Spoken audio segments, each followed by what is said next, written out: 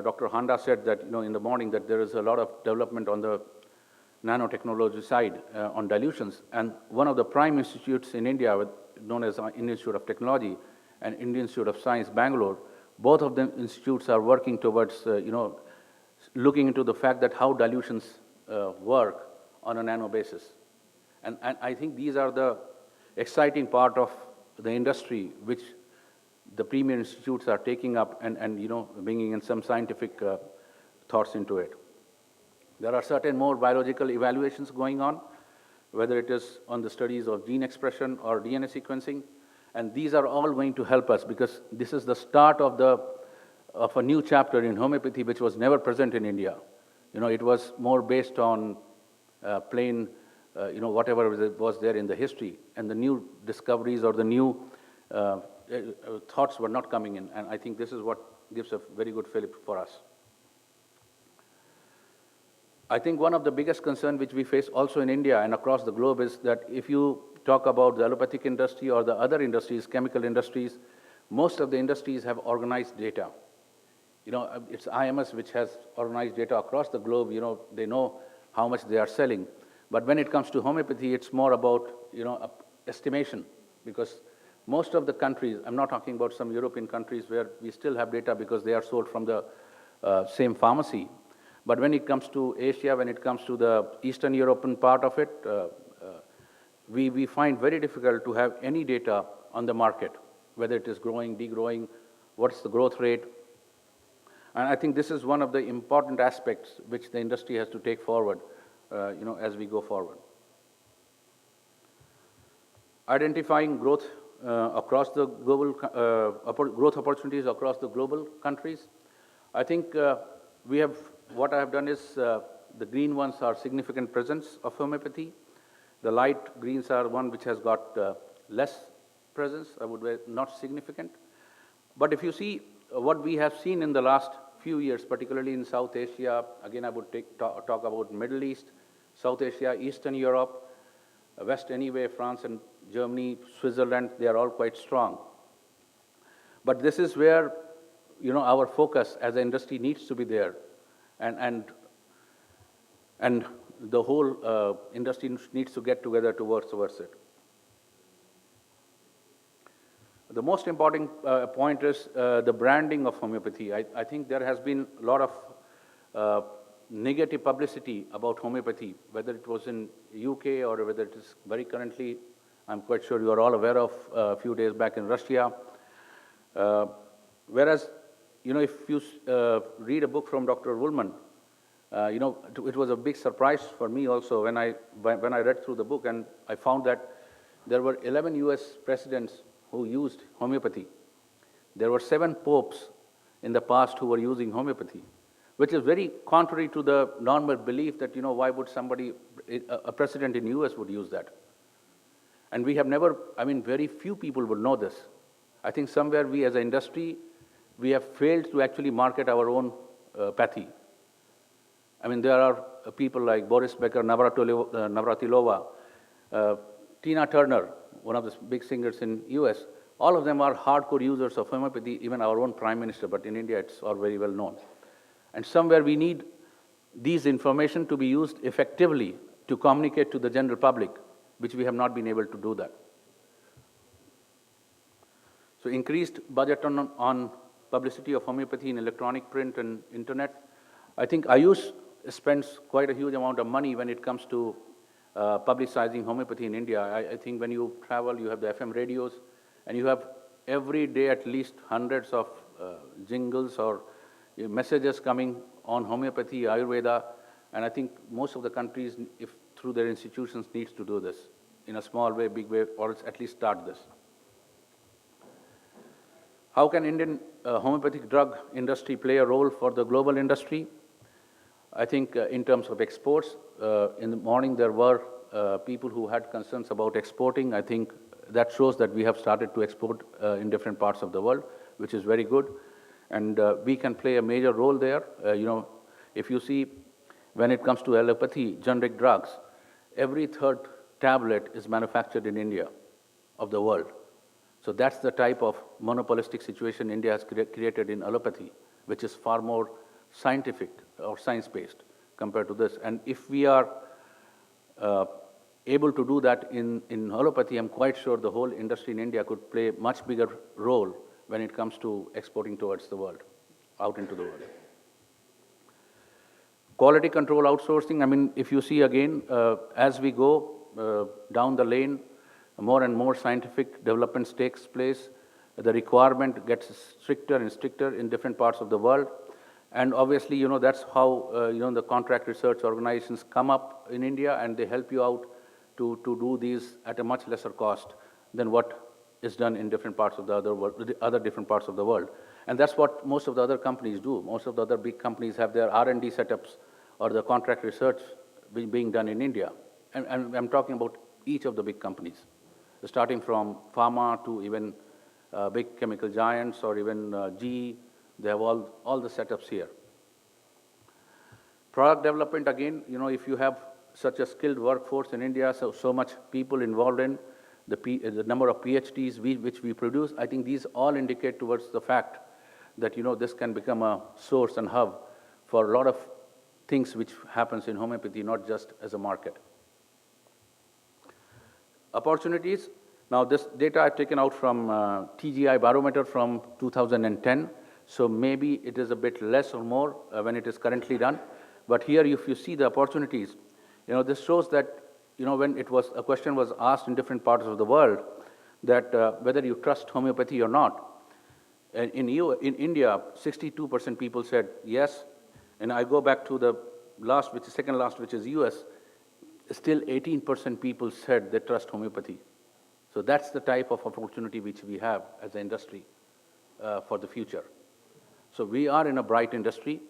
The only thing is we have to collectively, as we are doing today, have to team up and fight the forces which are against us, which has been increasing in the last few years, and I'm quite sure all of us would benefit out of this. Thank you so much. Thank you. Thank you for giving us a very good overview of this enormous potential of India, not only from a regulatory perspective and a research perspective, but really in the broadest sense of the world, also from a company perspective. Thank you. Okay, so our last presenter for the day is Jacques Hendricks. He's going to give a short presentation on just as his background. He started as a pharmacist, and he's been in that sector for a long time. He started in the 80s at Homeoden, a homeopathic company. In 1984, he founded a company that's involved, Labotics, involved in homeopathic machinery. And in 2012, he raised a very important initiative called the Remedy Bank. He will speak about that. I think we have today already heard about magistral homeopathy as being one of the elements from the point of view of regulation. And Jacques is definitely strongly dedicated to that and an advocate for that. And I'm sure he will try to explain to you why we and how maybe we should further develop this. Thank you. Thank you. Thank you, Mr. President or Mr. Chairman. Dear members of the organizing committee and dear ladies and gentlemen, thank you for giving me this opportunity. And I know it's late, and I hope that you can manage for another 10 minutes. Sometimes when talking to the authorities, pharmacists, doctors, I have the impression that the words magistral preparation are an understanding coming from some other planet. It was, however, the very origin of the pharmaceutical profession. With this short lecture, I want to highlight my point of view that magistral homeopathic preparations are possible, legally recognized, and may represent the only solution for keeping classical homeopathy alive. After explaining a little bit the nature of magistral preparation, I will shortly touch the basic reason for my story, namely the outgoing availability crisis of classical remedies and dilutions in many countries. We will come to the point when I explain the enormous advantages of magistral and officinals in homeopathy, and finally we will look at the future and draw some conclusions. Please be aware, in Europe, to where I will limit the scope of this presentation, homeopathic products are medicinal products in the full meaning. So they are, regarding the majority of regulations, no different at all between, let's say, aspirin or a teramycin product or a belladonna 7-CH. Based on the way by which they are made, the European Directive 65/65 clearly defines medicinal products into three groups: magistrals, officinals, and industrial preparations. Magistral and officinal preparations are composed inside a public pharmacy or eventually in a hospital pharmacy, whereas so-called registered drugs are always made by an authorized pharmaceutical manufacturer. The magistral preparation, the magistral medicinal products are made only on medical prescription, there where officinal preparations are delivered over the counter, as they say. Industrially made medicinal products might be delivered on prescription, or sometimes even on prescription only, as well as OTC when allowed. Magistral drugs are always made for one defined patient, so they are personalized, whereas officinal preparations are not. The only obligation is that they are derived in the same, delivered in the same pharmacy where they were made, on demand of a patient or according to the initiative of a pharmacist. Other differences can be seen here. An important difference is that magistral and officinal preparations are excluded from any form of registration, whereas the registration is compulsory for the industrial product. This registration is based on the so-called CTD file.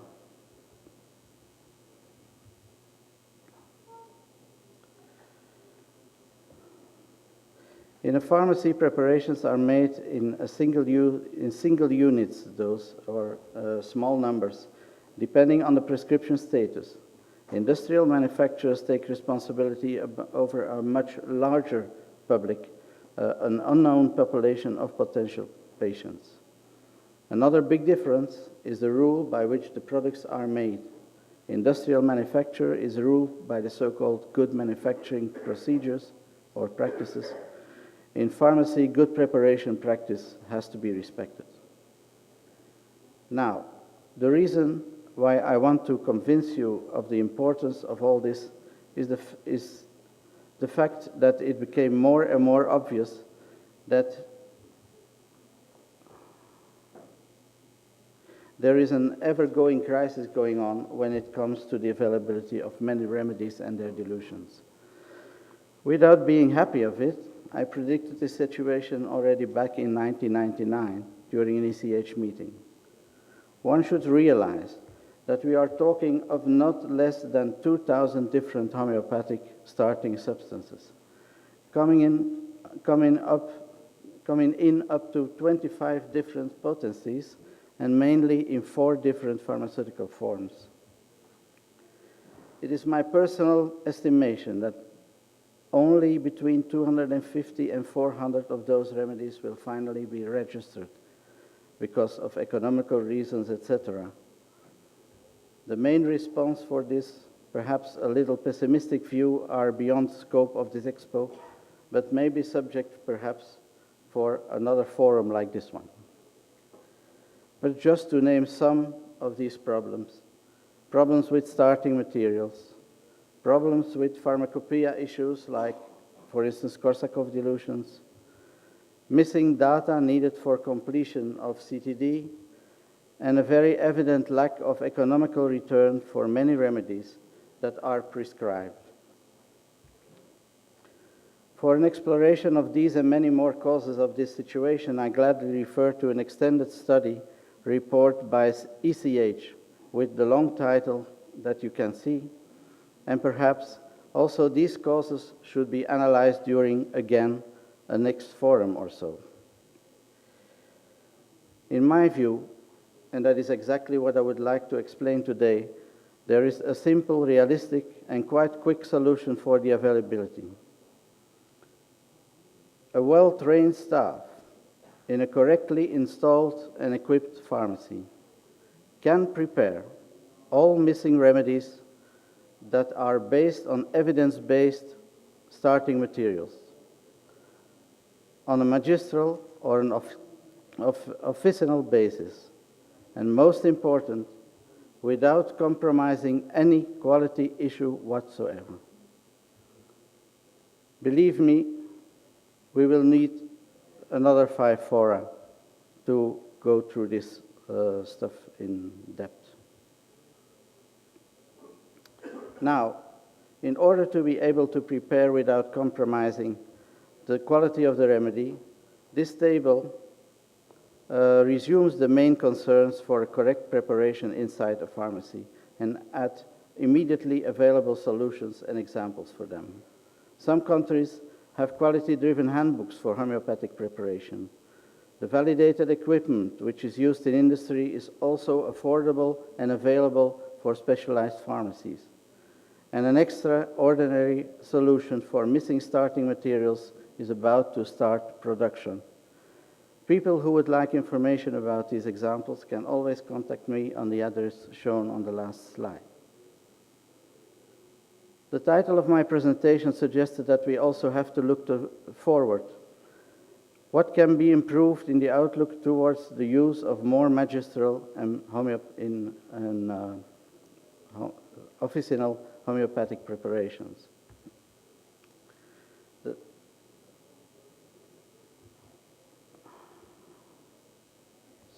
Sorry, there's a problem. So there is one single word that needs to be emphasized in this situation, and it was already mentioned many times today: harmonization. Harmonization is the only factor which is eliminating many of the homeopathic practices. And so, for example, for the remedy bank, for cooperation, I ask you all to think about participation in this enterprise, because then the raw materials and the starting materials will not come from a producer, but will come from your own company in which you are a shareholder.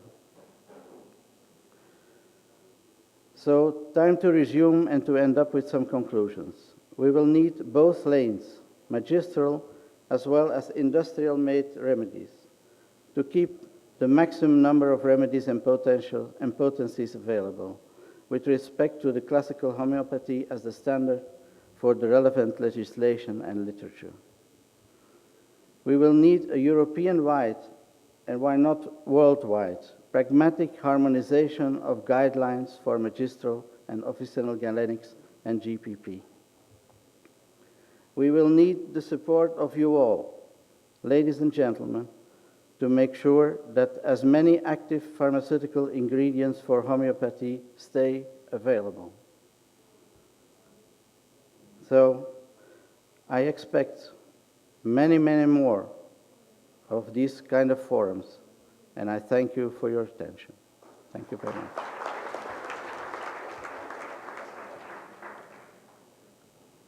Thank you, Jacques, for a very, very concise presentation. We're going to have about 15 minutes discussion, so we will shorten it, but I'm sure that everybody has, by 6:15, probably thought, well, that's good for the day.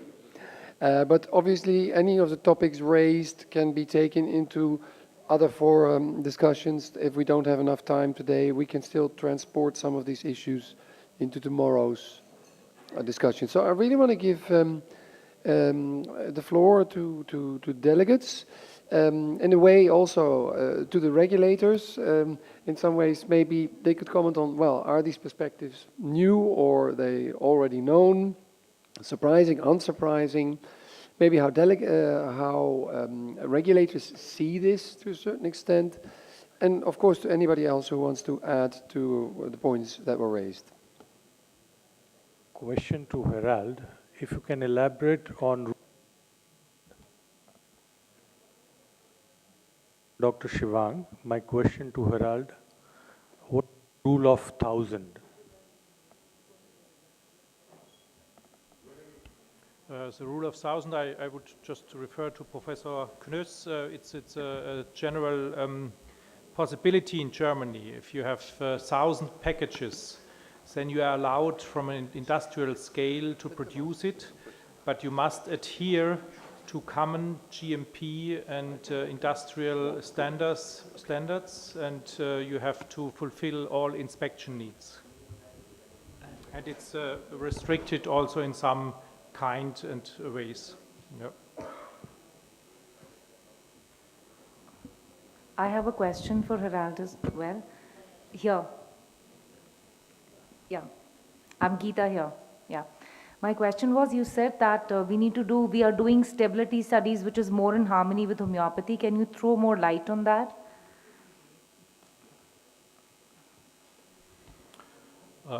So I think stability is a natural aspect of medicinal products in general. Doesn't matter whether it's homeopathy or allopathy or also Ayurveda or other medicinal products.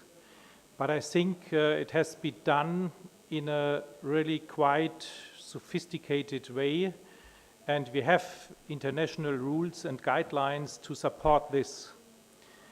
To help to generate data as well as for mother tinctures, but also for finished goods, and to hold on to the broad variety of the medicinal products needed.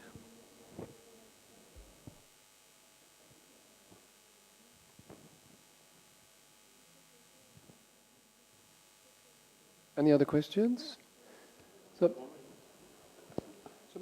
maybe if I can give the microphone to Dr. Baxi. He's from Buxton in India, who is one of the leading manufacturers. Just to add some comments and observations as well. It has been a very interesting interaction today. And I feel relieved that we in India do not have that strict measures of getting registration. India, what we hear, the very, very easy way of manufacturing, not much of disturbance from any quarters. And I have only one question which I feel from Mr. Ashish.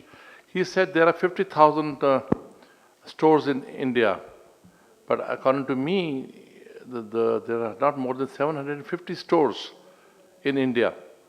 Maybe the small, very, very small ones, but out of them also there are only 250 major licensed distributors.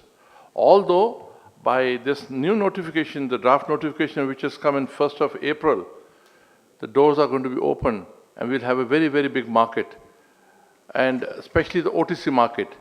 You see, in India, OTC market is a very big market. And even one product, Calcarea Phos, is sold in millions. Cinerea martima, hair oils, it's a big market. After opening this market, you will see the real potential of homeopathy in this country. It's a huge country with 125 million people, and we have got 6,31,000 villages where homeopathy has to reach today in India also. So I see a very good future. At the same time, I feel happy that few exporters from India are exporting to 20 countries from this country. That's a good thing. I have nothing more to add, but it's very informative for each of us. I hope this continues the way the initiative taken by CCRH, especially Dr. Manchanda. He's a very dynamic person, and this is carried forward. This is just the beginning. We want this to continue after 1 year, 2 years, so that we can exchange our notes for the development of homeopathy. Nothing more to add. Thank you very much.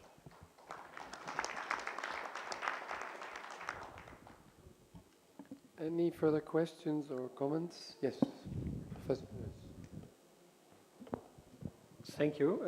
Robert, after you invited us to comment whether some ideas may be in the brain of the regulators, I would like to comment. I think we heard from some of the contributions that, of course, there is a lot of administrative burden within the registration and marketing authorization procedures, and I think this must be a recommendation to all the stakeholders, including regulation, to consider where this may be improved. But on the other hand, for Europe, I have to tell you that in some cases we are aware of the problems for some homeopathic industries about this administrative burden, but we want to put it into the regulatory framework. And so we cannot just say easily, yes, we are working with a matrix of documents, because each application has to be accompanied by documents of its own. But I'm quite sure that there are options where the system can be improved. And in this way, I think also all the other countries are invited to consider what can be the optimum. What I sometimes miss in reflections from industry is what is the industry part. So maybe Mr. Mohle will apologize or I apologize, but you say it is always a state failure or a market failure. I was wondering sometimes maybe also a failure by industry. We know a lot of situations where, for example, the regulatory affairs departments are driven by ideas from the marketing department. And so, of course, we have also the interaction, and in this way you are right. At the end you said all actors must be involved. And I think this is something which is very important. I'm also in favor of a dialogue and an enhanced dialogue. But sometimes, on the other hand, procedures are just limiting the dialogue, and we must also be pragmatic but also realistic in efforts towards the future. At least can I add to that question in terms of, because there's the legislative framework which in a way ties your hands. But we've seen from other countries that countries that have a pragmatic approach, where apparently their legislative framework offers them the ability to choose pragmatic solutions, that things can be facilitated. But a country like India, Germany and maybe France as well, where you have a very long tradition, do you still see room for more pragmatic solutions within the legal frame, or are you saying this is sort of this is like a closed shop now? It's very hard to move anything. I think sometimes it's difficult. I agree with you, but we also experienced a situation where we try to be pragmatic, but then according to the strong German tradition, that also every decision by an authority can be then come to a court challenge. Then, of course, we have a rather restrictive situation that we are obliged to decision by the courts. And so in this way, especially in Germany, we have a tradition that the laws are interpreted in very strong detail. And this tradition may be different in other member states, even of the European Union, and this makes sometimes the differences. Dr. Ashwini? Yes, sir. Sir, Principal Secretary of Madhya Pradesh, Principal Secretary of Ayush, want to know how much calcium is present in the Calcarea fast 3x, 6x, 12x, one tablet. Single tablet of Calcarea fast 3x, 6x, 12x. How it can be measured ki how much calcium is in the single tablet of Calcarea fast? In the similar way, the question is how much iron is present in Ferrum fast 3x, 6x, 12x. There is a proposal in Madhya Pradesh to distribute Calcarea fast and Ferrum fast in the school children's. Proposal is up to the ministry, and they want to know from the company, manufacturing company, ki how much tablet is required as a daily dose of calcium and iron to the school children's. How we can measure, how we can calculate? Dr. Ashwini, when the potency is raised from 1x to 6x, it goes into nanoparticles. There is no machine in the world which can find out the percentage. After 12x, it's very difficult to find out what potency you have. So this question has been raised because of ignorance. You have to educate them the law of homeopathy. Sir, I had tried to educate her, but she was IS. She is IS, and she want to know, if I will tell her ki there is no way ki we don't have any way ki calcium is present or iron is present, straight away the proposal is disposed of. This matter is forum ka nahi hai, so you come and sit with me. I will meet the lady I'll try to Sir, explain it. as here more companies, directors and maliks are here, so I think this is the open question to all. Yes, thank you, but I do propose that you continue this discussion outside the forum, because we want to use also the presence of the foreign guests to get the strategic perspective. So I noticed that Mrs. Anle want to comment as well on my question about how